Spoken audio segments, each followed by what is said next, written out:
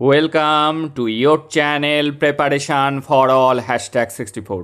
Dear learners, it is your channel. DLED Part 2 CC 3 থেকে আরও একটি গুরুত্বপূর্ণ কোশ্চেন এবং তোমরা এটি আমাকে রিকোয়েস্ট করেছো এর আনসারটি দেওয়ার জন্য। দেখো, শিক্ষাক্ষেত্রে লিঙ্গ সমতা বিষয়ে NCF এর অবদান আলোচনা করুন।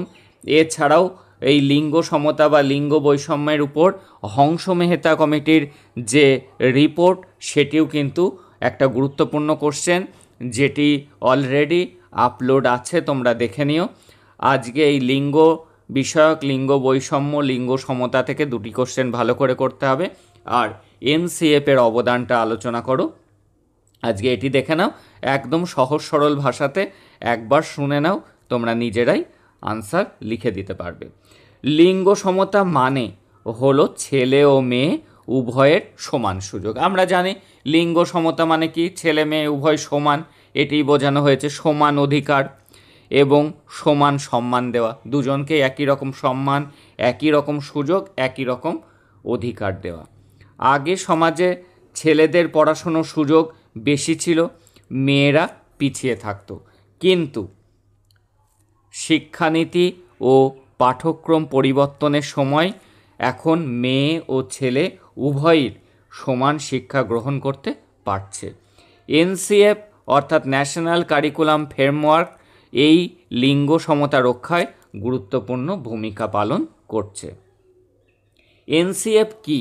NCF হলো জাতীয় পাঠ্যক্রম কাঠামো, হলো একটি নির্দেশিকা যা ভারতের স্কুল শিক্ষার জন্য পাঠ্যক্রম ও শিক্ষণ শেখার পদ্ধতি নির্ধারণ করা।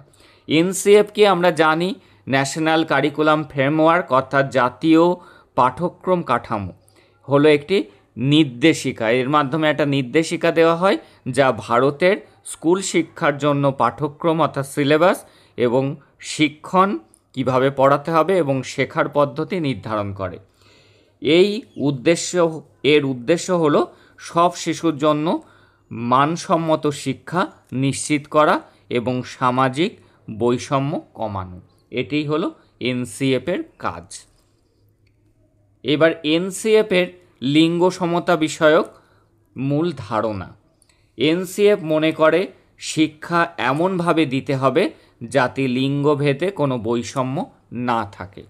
ছেলে মেয়ে, শহর গ্রাম, ধনী গরিব সবাই যেন সমানভাবে শিখতে পারে।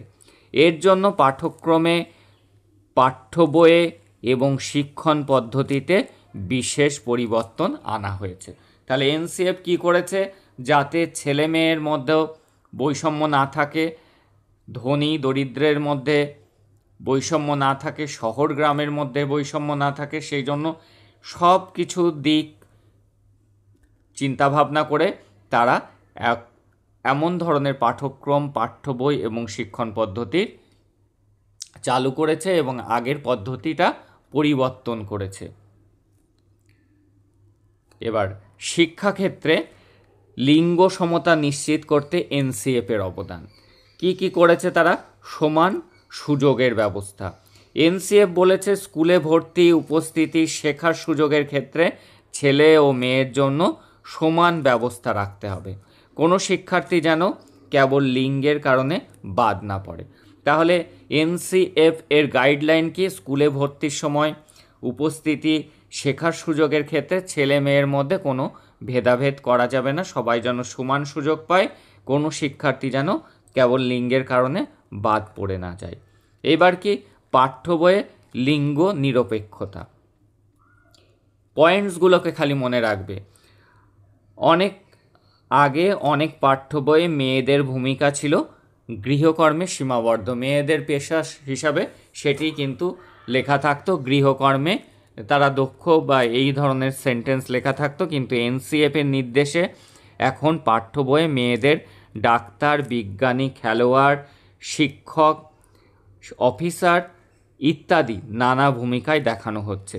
এতে শিশুর লিঙ্গ সমতা সম্পর্কে ইতিবাচক ধারণা তৈরি হচ্ছে।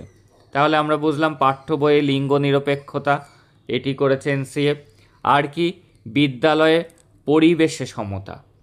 NCF অনুযায়ী স্কুলের পরিবেশ এমন হতে হবে যেন ছেলে মেয়ে একসঙ্গে খেলবে, পড়বে, সাংস্কৃতিক ও ক্রিয়া কার্যক্রমে অংশ নেবে। কেবলমাত্র ছেলেরা অংশ নিতে পারবে, মেয়েরা পারবে না এমন নয়, ছেলে মেয়ের সমতা রাখতে হবে, তারা একসাথে খেলবে, পড়বে, সাংস্কৃতিক ক্রিয়াকর্মে তারা অংশ নেবে। শিক্ষকেরা যেন উভয় লিঙ্গের শিক্ষার্থীর প্রতি সমান মনোযোগ দেন, এটি কিন্তু এনসিএফ বলেছে। আর মেয়েদের শিক্ষার উৎসাহ অর্থাৎ নারী শিক্ষায় উৎসাহ দান। এনসিএফ বিশেষ করে গ্রামীণ ও দরিদ্র পরিবারের মেয়েদের শিক্ষার উৎসাহ দিতে বলে। শহরে শিক্ষিত পরিবারের মেয়েরা যথাক্রমে তারা তাদের পড়াশুনোর প্রতি অভিভাবকদের এবং তাদের নিজেদেরও আগ্রহ থাকে, কিন্তু পিছিয়ে পড়া সমাজে যারা রয়েছে তাদের প্রতি বিশেষ গুরুত্ব দেওয়ার কথা কিন্তু এনসিএফ বলেছে। এর জন্য সরকার বিভিন্ন প্রকল্প নিয়েছে, যেমন সাইকেল বিতরণ, বিনামূল্যে পাঠ্যপুস্তক, মধ্যাহ্নভোজন কর্মসূচি, বৃত্তি ইত্যাদির কিন্তু ব্যবস্থা নেওয়া হয়েছে।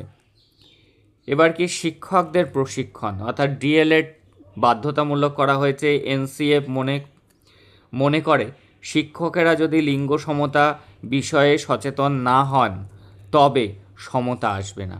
আগে দরকার শিক্ষকদের সমান চোখে দেখার মানসিকতা। তাই শিক্ষকদের প্রশিক্ষণে লিঙ্গ সংবেদনশীলতা অন্তর্ভুক্ত করা হয়েছে, যেমনটা তোমরা পড়ছো, তোমাদের এক্সামে কোশ্চেন আসবে। এইভাবে যারা শিক্ষক তাদেরকেও প্রশিক্ষণ দেওয়া হচ্ছে এই বিষয়ে। সহপাঠ্য কার্যক্রমে অংশগ্রহণ। এনসিএফ উৎসাহ দেয় ছেলে মেয়ে উভয়কেই খেলাধুলো, নাটক, গান, বিতর্ক, বিজ্ঞান প্রদর্শন ইত্যাদিতে অংশ নিতে, যাতে লিঙ্গভিত্তিক বিভাজনটা ধীরে ধীরে কমে যায়। আর কি নিরাপত্তা ও মর্যাদা, এরকম পয়েন্টস করবে। দেখো 7টা পয়েন্টস হয়ে গিয়েছে অলরেডি।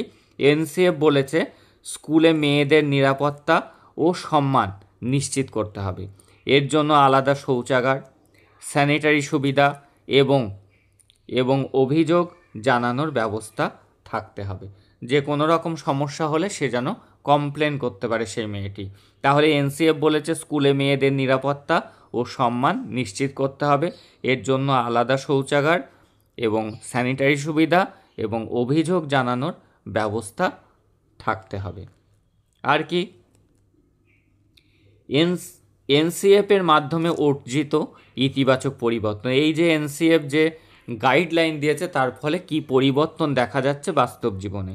স্কুলে মেয়েদের ভর্তি এবং উপস্থিতির হার বেড়েছে, ছেলে ও মেয়ে একসঙ্গে পড়াশুনো ও খেলাধুলা করছে, সমাজে মেয়েদের পেশাগত ভূমিকা সম্পর্কে ইতিবাচক দৃষ্টিভঙ্গি তৈরি হয়েছে, যে মেয়েরাও এখন চাকরি করবে এই মনোভাবটা তৈরি হয়েছে একটা সময়, যেটা ছিল না। মেয়েরা আবার অফিসে যাবে, এটা তৎকালীন সমাজ মেনে নিতে পারতো না। গ্রামীণ ও দরিদ্র পরিবারের মেয়েরাও মাধ্যমিক এবং উচ্চ মাধ্যমিক পর্যন্ত পড়াশুনো করছে।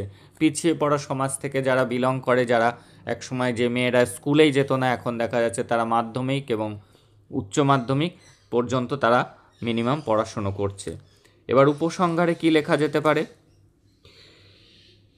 শিক্ষাক্ষেত্রে লিঙ্গ সমতা আনার জন্য এনসিএফ অত্যন্ত গুরুত্বপূর্ণ ভূমিকা পালন করেছে। পাঠ্যক্রম পরিবর্তন, শিক্ষকদের প্রশিক্ষণ, পাঠ্য বইয়ে লিঙ্গ নিরাপত্তা এবং স্কুল পরিবেশে সমতা সব মিলিয়ে এখন ছেলে মেয়ে উভয়েই সমানভাবে শিক্ষা গ্রহণের সুযোগ পাচ্ছে।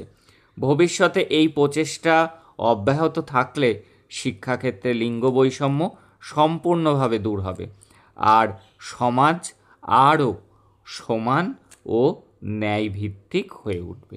জাস্ট এই লিখে আসবে, সুন্দর করে লেখো, প্রেজেন্টেশন ঠিক হোক, পয়েন্টসগুলোকে ঠিক রাখো, তাহলেই কিন্তু তুমি ফুল স্কোর করতে পারবে। That's all today. দেখা হচ্ছে পরের ক্লাস।